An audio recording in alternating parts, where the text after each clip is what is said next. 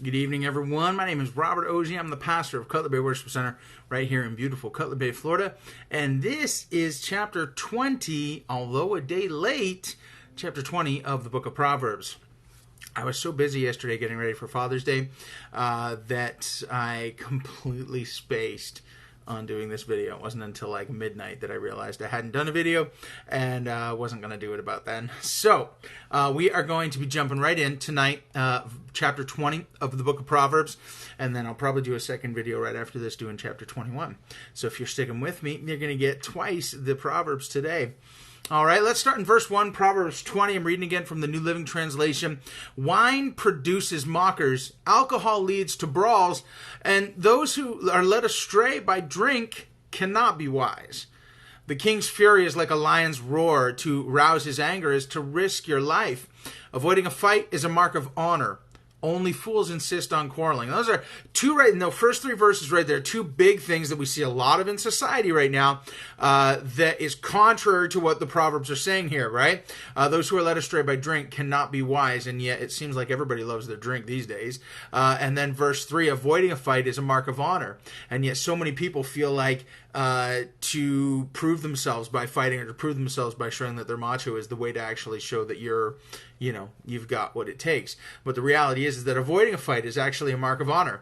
Only fools insist on quarreling.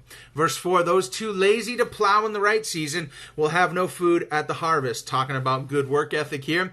Though good advice lies deep within the heart, a person with understanding will draw it out. I like this verse. This is verse 5 because there's something about knowing someone that has wisdom, knowing someone that has good advice, and being able to draw it out of them. Because there's something about us on the receiving end that is honored with the wisdom and with the good advice when we pursue it, right? The Proverbs are talking a lot about pursuing wisdom, pursuing understanding, pursuing good advice. And what happens when we do that is that we actually draw that good advice out of the heart of those that are carrying it. You know, a lot of wise people and people with good advice just don't go around spouting good advice everywhere they go, right? You got to sit with the person and draw it out of them. Ask them questions. Seek that knowledge. If you want wisdom, you have to be a pursuer of wisdom. If you want understanding, you have to be a searcher of understanding. And when we do that, we really draw those good things out of the people that have it, right? People don't just go around speaking the exact wisdom you need, speaking the understanding that you need.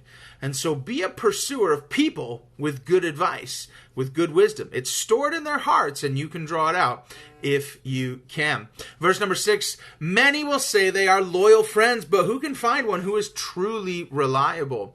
The godly walk with integrity. Blessed are their children who follow them. When a king sits in judgment, he weighs all the evidence, distinguishing the good from the bad. Who can say, I have cleansed my heart, I am pure from and free from sin? False weights and unequal measures, the Lord detests double standards of every kind. Again, talking about integrity with our work. Verse 11, even children are known by the way they act, whether their conduct is pure and whether it is right. When I read this, I thought, how funny is that, right? We can all look at a child and say, wow, that child's behavior really needs to be fixed. Where's the parent in this? And yet as adults, how often do we have behavior that should be fixed, behavior that should be corrected, and we're completely oblivious to the fact that we need to change how we're living? How many times have we met people that are grown adults, they should know better, and yet they're living a life where we would sit there and say, this child needs to get it together, and where people are just living in utter foolishness, as the Proverbs would say. And so many times the Proverbs have said, like, let's seek common sense, right? Common sense. Let's live a life of common sense.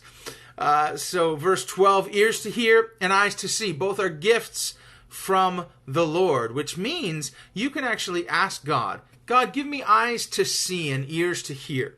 I want to be a seeker of wisdom. I want to be a seeker of understanding. Give me eyes that hear what you want me to hear, and ears that hear what you want me to hear, and eyes that see what you want me to see, because they are both gifts from the Lord. Verse 13, if you love sleep, you will end in poverty.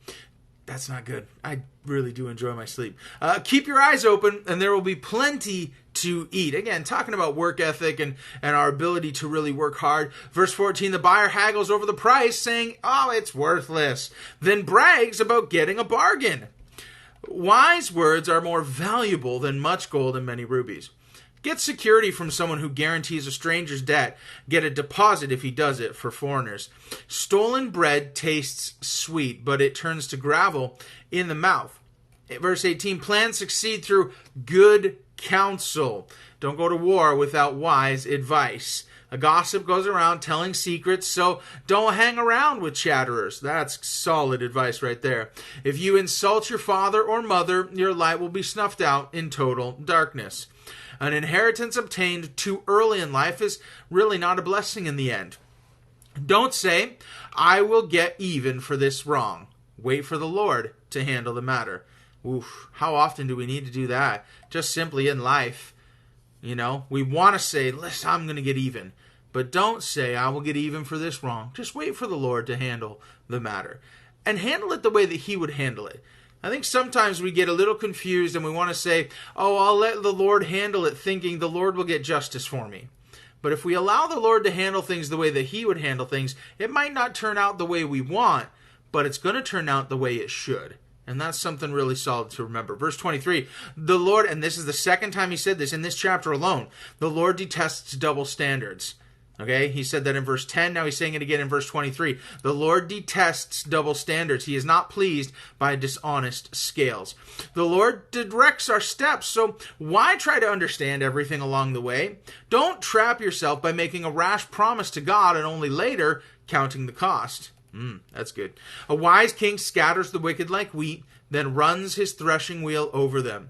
The Lord's light penetrates the human spirit, exposing every hidden motive. If you saw the explanation or the description of this video, that's what I put was this verse, that the Lord's light is actually our best way to freedom. When we can humble ourselves before God and truly say to Him, God, if there's anything in me that needs to be exposed, that I need to get out of my life, that I want You to root it out.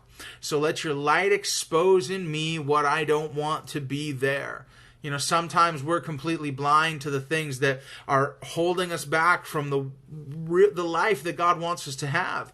And yet really we're only one little step away saying, God, would You just shed Your light on my life? Would You spread Your light over me? Would You expose any evil way in me? Anything in me that is just, that You don't want there, that I don't want there, but I might not see it. That's the word expose. It has to be exposed. There are going to be things in our lives that we just don't even see, that we just don't understand, are getting in the way. Why? Because we don't have all the wisdom and we don't have all the understanding.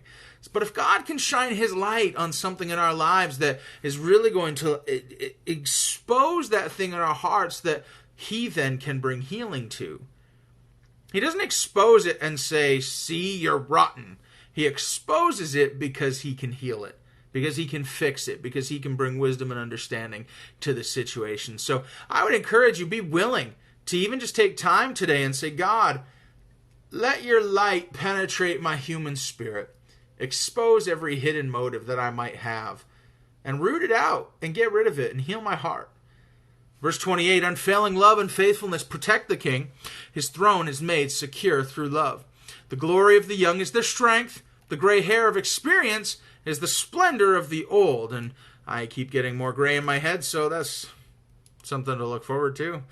Verse 30, physical punishment cleanses away evil. Such discipline purifies the heart. So some good stuff here, some great wisdom within this proverb. A lot of talk about good work ethic, keeping our scales right. God doesn't like an uneven scale. God doesn't like shifty business. He likes it when we are honest and when we work with integrity and live with integrity. So that is chapter 20. I'm going to close this down. I'm going to read through chapter 21, and I'm going to jump on in just a few minutes.